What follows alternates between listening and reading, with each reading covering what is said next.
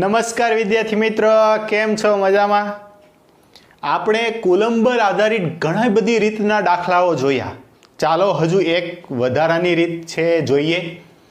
જોજો ધ્યાન આપજો, આ રીત છે એ પણ બોર્ડનો કોન્સેપ્ટ નથી. JEE નીટ જેવી સ્પર્ધાત્મક પરીક્ષાઓમાં આપણને ઉપયોગી થવાની છે. ઓકે, ચાલો જોઈએ રકમ જોઈએ એમની. તો કે રો ઘનતા અને એમ દળ અને ક્યુ વિદ્યુતભાર ધરાવતા ધાતુના બે સમાન ગોળાઓને L લંબાઈની દોરીઓ વડે એક જ આધાર પરથી લટકાવેલા છે.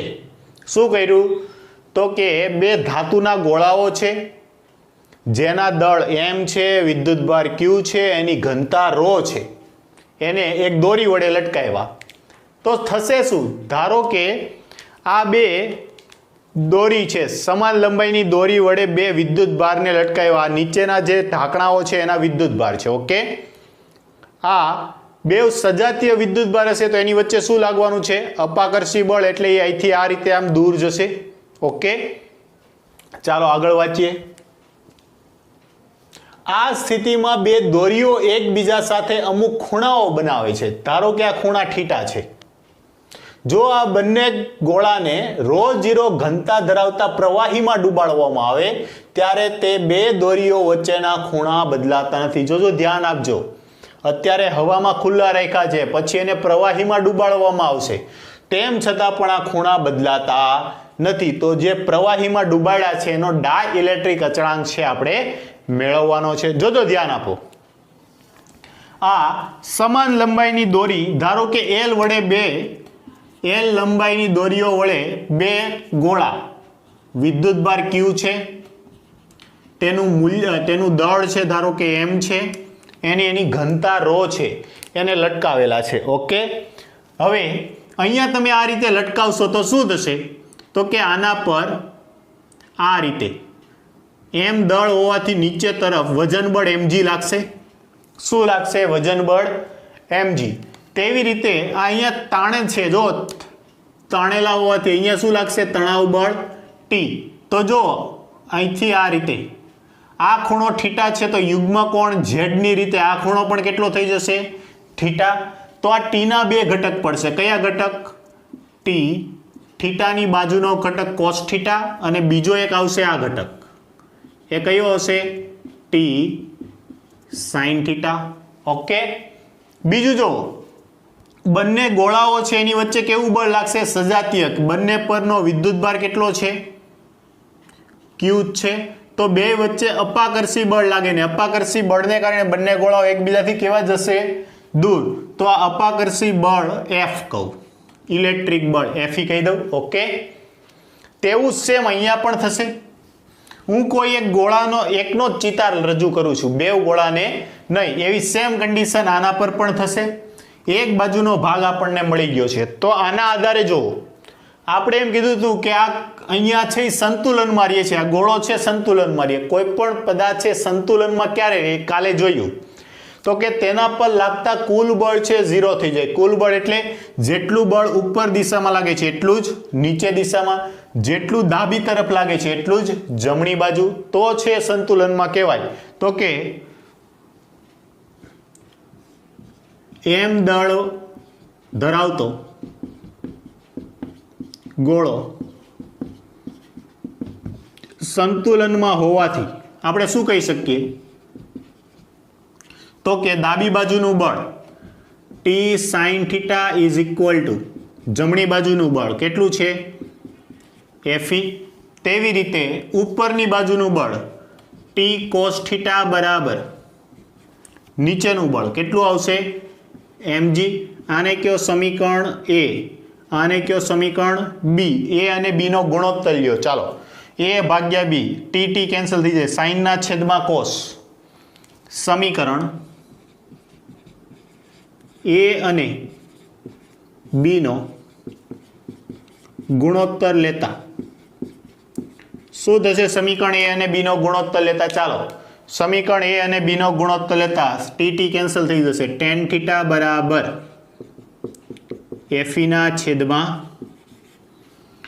mg. ઓકે, આને કયો સમીકરણ નંબર 1. અહીંયા તમારું કામ કમ્પ્લીટ થઈ ગયું. નેક્સ્ટ હવે શું કરીએ છીએ આપણને તો કે જો આ બંને ગોળાને ρ0 ઘનતા ધરાવતા પ્રવાહીમાં ડુબાડવામાં આવે એટલે હવે આ ફરી પાછું આનું દળ વિદ્યુતભાર Q દળ M વિદ્યુતભાર Q દળ M આ ગોળાને શેમાં ડુબાડ્યા પ્રવાહીમાં તો કે પહેલા એનું વજન બળ mg હતું પણ પ્રવાહીમાં ડુબાડતા હવે શું લાગશે ફ્લોટ એટલે કે તરવા લાગશે તરવા લાગે એટલે એનું વજન બળ હવે કેટલું થઈ ગયું હશે તો કે m0g જેટલું અથવા એમ કહી શકીએ કે અહીંયા જે લાગે છે વજન બળ mg તો હતું જ તે પરંતુ આની ઉપરની દિશામાં શું લાગવા મળે ઉત્પ્લાવક બળ એ કેટલું હશે તો કે આ ગોળાના દળ દ્વારા વિસ્થાપિત થતા પ્રવાહીના દળ જેટલું એને હું દર્શાવું છું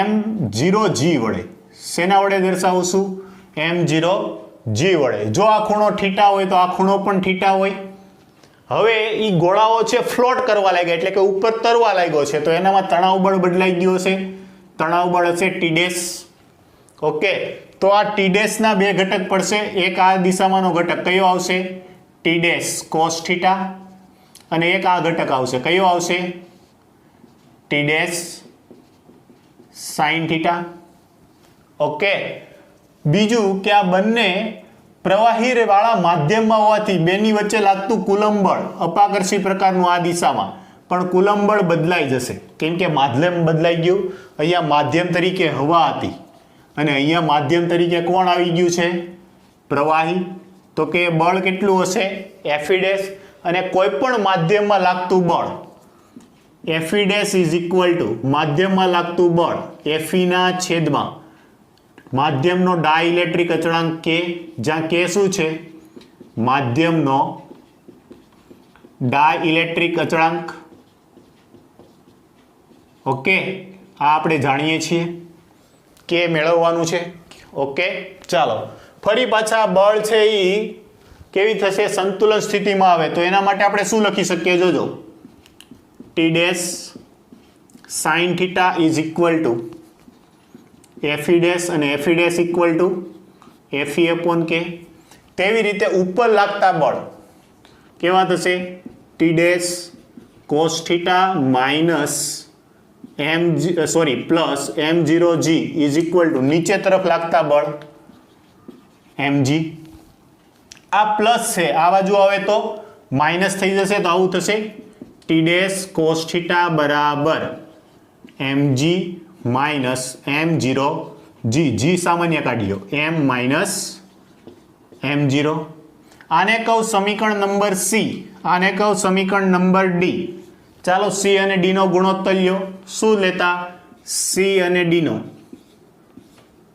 ગુણોત્તર લેતા શું થશે sin ના છેદમાં cos એટલે tan T' કેન્સલ sin ના છેદમાં cos એટલે tan θ બરાબર શું આવશે Fe upon K ના છેદમાં શું આવશે G m minus m0 okay આને કયો સમીકરણ નંબર 2 સમીકરણ 1 અને 2 ની ડાબી બાજુઓ સરખી છે જમણી બાજુ સરખાવતા શું થશે Fe upon mg is equal to Fe upon K into G m minus m0 શું કર્યું આપણે સમીકરણ 1 અને 2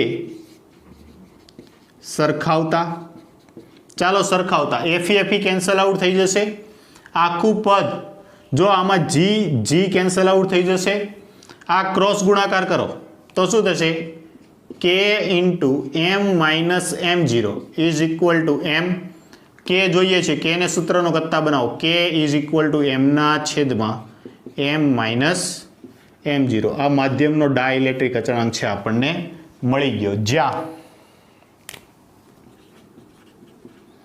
m0 બરાબર વિસ્થાપિત થતું દળ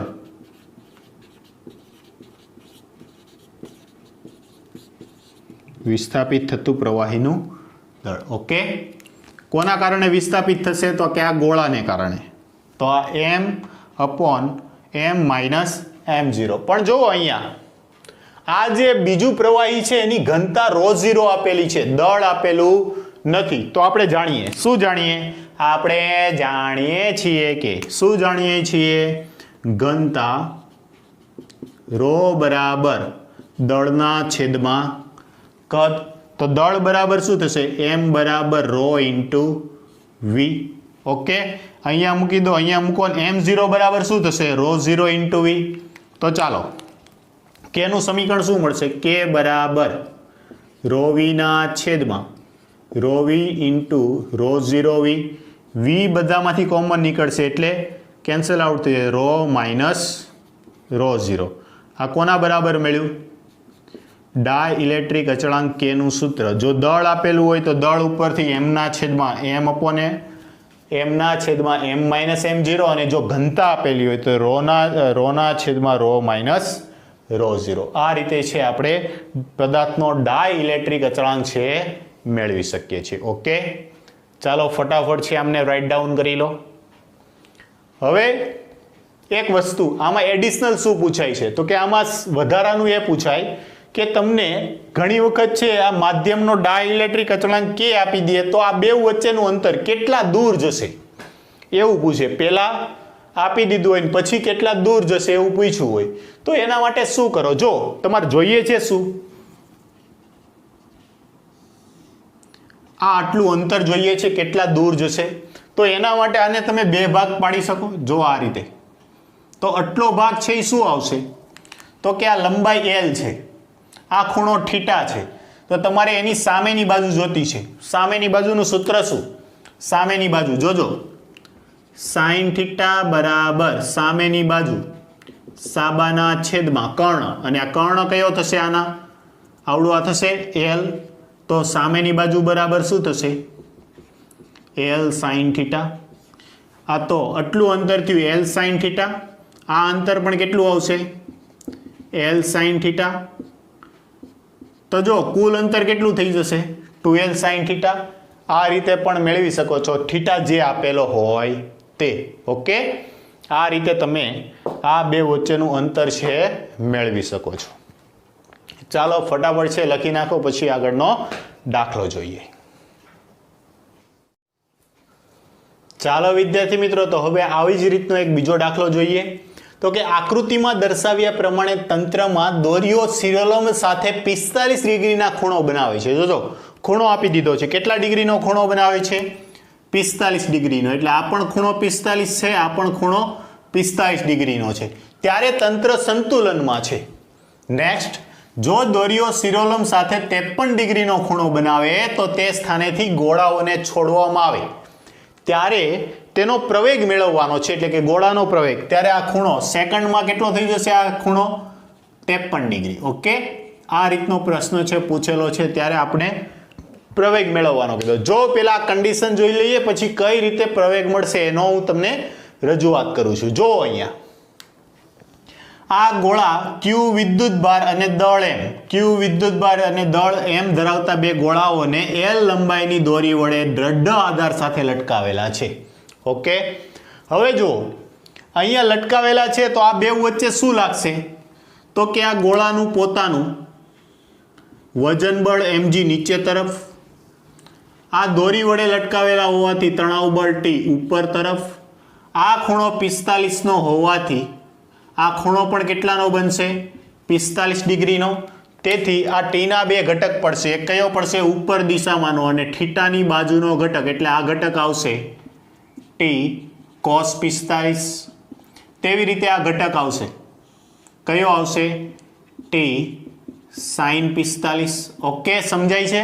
ઘટકો પાડવાના. બીજું કે બેવ સજાતીય ગોળા હોવાથી બેવ વચ્ચે અપાકર્ષી બળ લાગશે. કેવું લાગશે? અપાકર્ષી બળ. અને આ અપાકર્ષી બળ કઈ દિશામાં હશે? દૂર તરફ જતી દિશામાં. ઓકે, આ ગોળો ક્યાં જશે? અહીંથી દૂર તરફ. આને Fe વડે દર્શાવવું. તો આ અપાકર્ષી બળ કેટલું? તો કે k q1 q2 upon r², એટલે કે અંતર મેળવવું પડશે. હવે જો આગલા દાખલામાં મેં તમને અંતર કઈ રીતે મેળવવું એ કીધું હતું, અને જો હજુ પણ ખ્યાલ ના હોય તો હજુ એકવાર જોઈ લો. આ ખૂણો l છે, તો આટલી લંબાઈ આ ડોટેડ વડે દર્શાવું છું. આટલી લંબાઈ કેટલી આવશે? આટલી લંબાઈ તો કે આ ખૂણાની સામેની બાજુના છેદમાં કર્ણ, તો આ થઈ જશે L sin 45. ઓકે, તેમ સેમ આ પણ એટલું આવશે. તો આ બે ગોળાઓ વચ્ચેનું કુલ અંતર કેટલું આવી જશે? 2L sin 45 અહીંયા સુધીનું. અને sin 45 એટલે કેટલું થાય? 1/√2.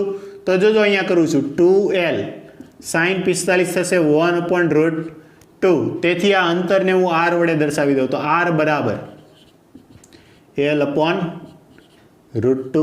આ અંતર છે બે ગોળાઓ વચ્ચેનું અંતર. કેટલું છે?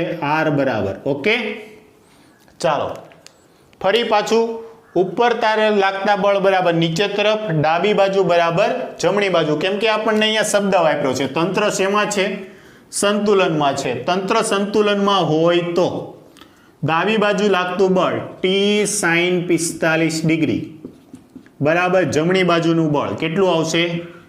Fe. અને Fe બરાબર કે Q1 Q2 એટલે Q² ના છેદમાં R² એટલે શું થશે? L/√2 નો વર્ગ. છેદનો છેદ √2 નો વર્ગ એટલે 2, છેદનો છેદ અંશમાં કેટલું આવશે? 2k Q²/L. ઓકે, માફ કરજો. જો √2L આવશે, આ કેટલું આવશે? √2 × L. અને અહીંયા શું આવશે? √2L નો વર્ગ. તો આ થઈ જશે કે Q² ના છેદમાં 2L². ઓકે, ચાલો આને કયો સમીકરણ નંબર 1. ઉપર લાગતું બળ બરાબર નીચે લાગતું બળ એટલે કે T cos θ T cos 45 બરાબર mg. આ બી બેવનો ગુણોત્તર લઈએ છીએ એટલે TT કેન્સલ આઉટ થઈ જશે. શું થશે? tan 45 ડિગ્રી બરાબર સીધું લખું છું. શું આવશે? કે Q²/2L² ના છેદમાં mg. tan 45 બરાબર શું થશે? 1. તો જો આ 2mg ભાગાકારમાં છે, સામે જશે તો ઉપર જશે તો શું થશે? અહીંયા કે Q² ના છેદમાં L બરાબર અહીંથી 2 આ બાજુ આવ્યા અંશમાં, mg આ બાજુ આવ્યા અંશમાં. તો 2mg બરાબર કે Q² ના છેદમાં L મળ્યું. આને આપણે સાચવીને રાખવાનું છે, આગળ કામ આવશે. ઓકે, તો અહીંયા સુધીની વાત છે આપણે કમ્પ્લીટ કરી દીધી. આગળ વધીએ. શું કીધું? દોરીઓને શિરોલંબ સાથે 53 નો ખૂણો બનાવે. જ્યારે આ 53 નો ખૂણો બનાવશે ત્યારે શું થશે? તો કે એનામાં લાગતું તણાવ બળ છે એ સેમ હશે, એઝ ઇટ ઇઝ ટીઝ હશે. અહીંયા વજન બળ mg જે લાગે છે એ પણ સેમ રહેશે. માત્ર શું બદલાયું છે? આપણે ખૂણો મોટો કર્યો. તો આ t છે θ53 છે, તો આ ખૂણો પણ કેટલાનો આવશે? 53 ડિગ્રીનો. તો આ ઘટક કયો પડશે? T cos 53 અને આ ઘટક T sin 53. આ સમયે તણાવ બળ છે એ બદલાયેલું હશે, કેમ કે બોલ છે ક્યાં આવી ગયો? ઉપર તરફ. આ આવ્યું T sin 53. ઓકે, ચાલો બીજું જો અહીંયા અત્યારે આ બે સંતુલનમાં T cos θ બરાબર આ બાજુ અને બે વચ્ચે અપાકર્ષી બળ લાગશે. અપાકર્ષી બળ એને હું કહું Fe'. કોઈ મને કહેશે કેમ Fe'? કેમ કે હવે આ અંતર છે બદલાઈ ગયું હશે. કેમ કે બે દોરીઓને શિરોલંબ સાથે 53 ના ખૂણે આ ખૂણો મોટો થઈ ગયો, તો આ અંતર છે ફરી પાછું બદલાયું હશે. અને આ કુલ અંતર મેળવતા આપણને આવડી ગયું છે. કેટલું છે? 2L sin θ. અને θ કેટલો છે? 53 ડિગ્રી. ઓકે, તેથી r બરાબર શું થશે? 2L sin 53 ની કિંમત. ચાલો હવે sin 53 ની કિંમત કઈ રીતે મેળવવી? તો જો 11માં તમે આવો એક ઢાળ આવો ખૂણો ભણ્યા હતા. ધારો કે આ ખૂણો 53 ડિગ્રી છે, આ ખૂણો 37 ડિગ્રી છે, તો આમ આવે 3, 4 અને આ 5. જો sin 53 બરાબર શું થશે? તો કે sin 53 બરાબર થશે sin θ બરાબર સામેની બાજુના છેદમાં કર્ણ 4/5. 4 ગુણ્યા 2 એટલે 8L/5 r મળી ગયું. ઓકે, હવે બળ જોઈએ છે આપણે Fe'. તો કે બળ Fe' બરાબર, પણ Fe' કોને સમતુલ્ય હશે? ટી સાઈન 53 ને તો કે ટી સાઈન 53 ડિગ્રી બરાબર એફી ડેશ અને એફી ડેશ બરાબર આવશે કે ક્યુ સ્ક્વેરના છેદમાં આર સ્ક્વેર એટલે રામ રામ 8l ના છેદમાં 5 નો વર્ગ. ચાલો તો શું થશે ટી સાઈન 53 ડિગ્રી બરાબર 5 નો વર્ગ 25 છેદનો છેદ અંશમાં 25 કે ક્યુ સ્ક્વેરના છેદમાં એલ સ્ક્વેર અને 8 નો વર્ગ 64. પણ યાદ કરો ભાઈ શું છે આ કે ક્યુ સ્ક્વેરના છેદમાં એલ સ્ક્વેર કે ક્યુ સ્ક્વેરના છેદમાં એલ સ્ક્વેર એ બરાબર આપણે કેટલા લીધા છે 2mg. તો અહીંયા કિંમત મૂકતા 2mg મૂકો 2 ગુણ્યા 25 50 mg ના છેદમાં 64 ક્યાંથી આવ્યું તો કે સમીકરણ કેપિટલ એ પરથી. ઓકે આ મળ્યું આપણને ટી સાઈન 53 ડિગ્રી બરાબર. ઓકે હવે જોજો અહીંયા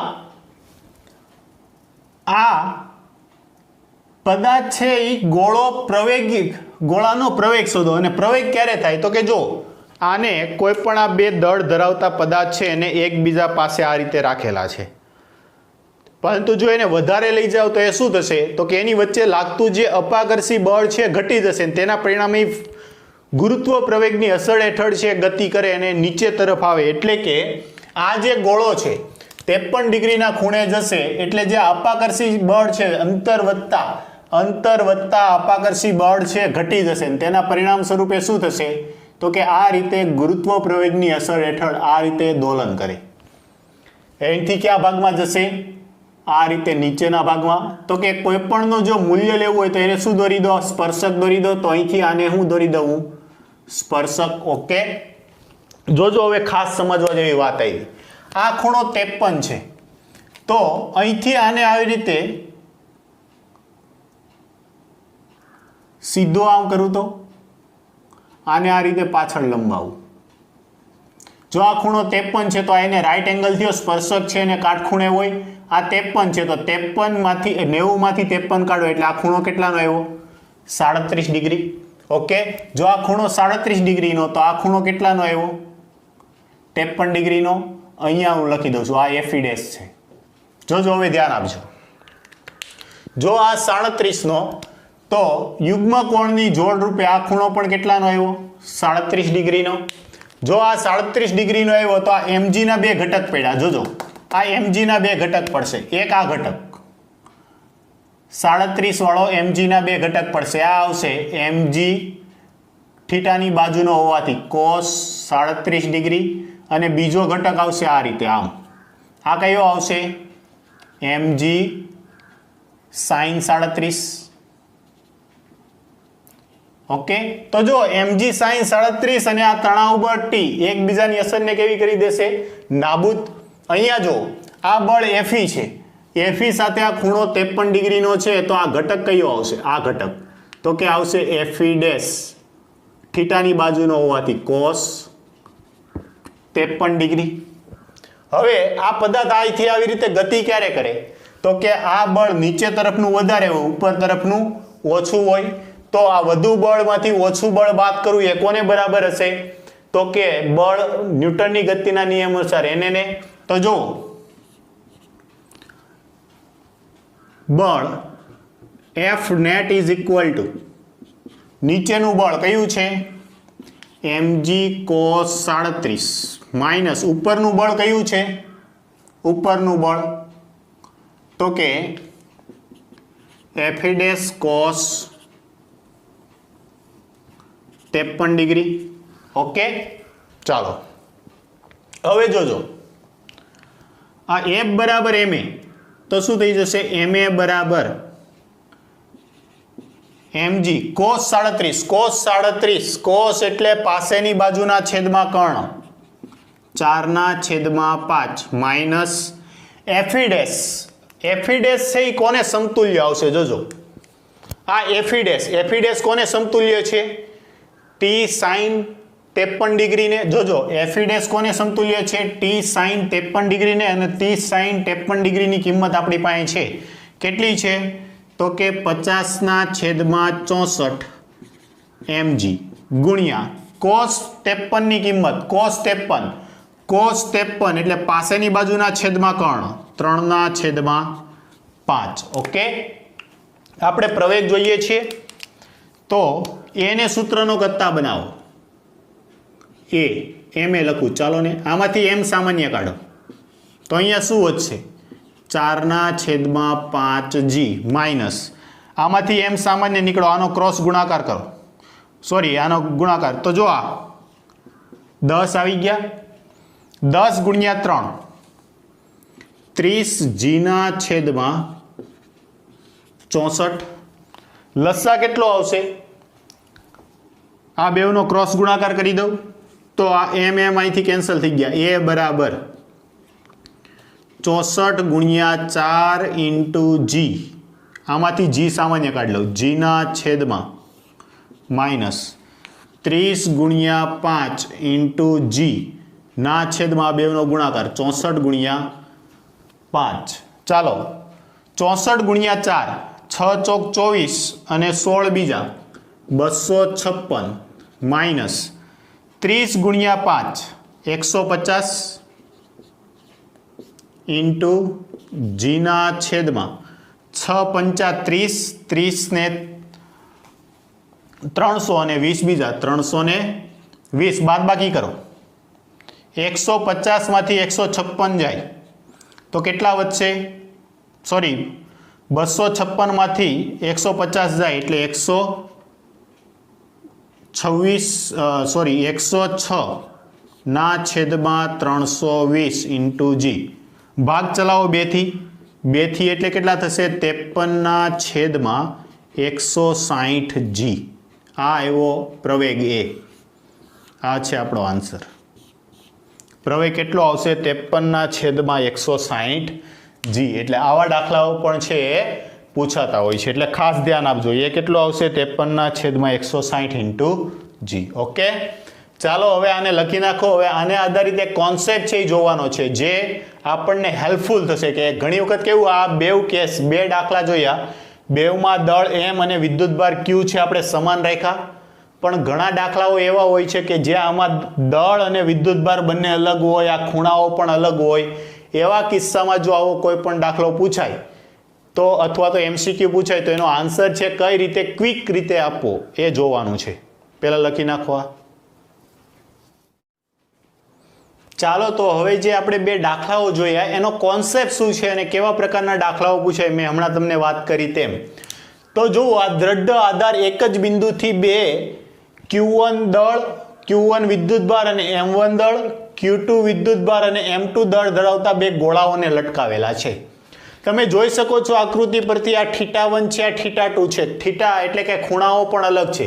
અત્યાર સુધી આપણે શું જોતા આવ્યા? વિદ્યુતભાર અને દળ બધા સરખા આવતા હતા અને થીટા ખૂણો પણ એક સરખો હતો. પણ જો બદલાયેલો હોય તો જે ટેકનિકથી આપણે સોલ્વ કરતા હતા એ ટેકનિકથી સોલ્વ કરવાનો. પણ જો MCQ સ્વરૂપે પૂછેલો છે તો ટૂંકમાં આનો જવાબ છે કઈ રીતે આપવો.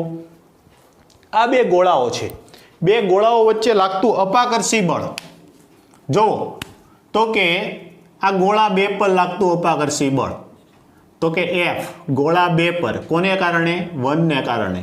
તેવી રીતે આ ગોળા 1 પર લાગતું અપાકર્ષી બળ 1 પર કોના કારણે? 2 ના કારણે, F21. તો આ બંને બળો છે એક સરખા જ હશે. જો અહીંયા આપણે શું લેતા હતા? θ1 છે તો આકૃતિની ભૂમિતિ પરથી આ ખૂણો પણ કેટલો થશે? θ1 થશે. બીજું કે આમાં તણાવ બળ T હશે. તો છેલ્લે આપણે આ બેવનો ગુણોત્તર લઈને એવું કહેતા કે આ ખૂણો θ1 છે, તો જો હજી ના સમજ પડે તો એકવાર જોઈ જવો. આ θ1, આનામાં આવ્યું તણાવ બળ T. તો આ T ના 2 ઘટક પડ્યા. આ પાસેનો ઘટક કયો આવશે? T1 cos θ1 અને આ ઘટક કયો આવશે? T1 sin θ1. તેવી રીતે આનું દળ વજન બળ નીચે તરફ M1 g. જો આ સંતુલનમાં હોય તો સંતુલન માટે આપણે શું લખી શકીએ?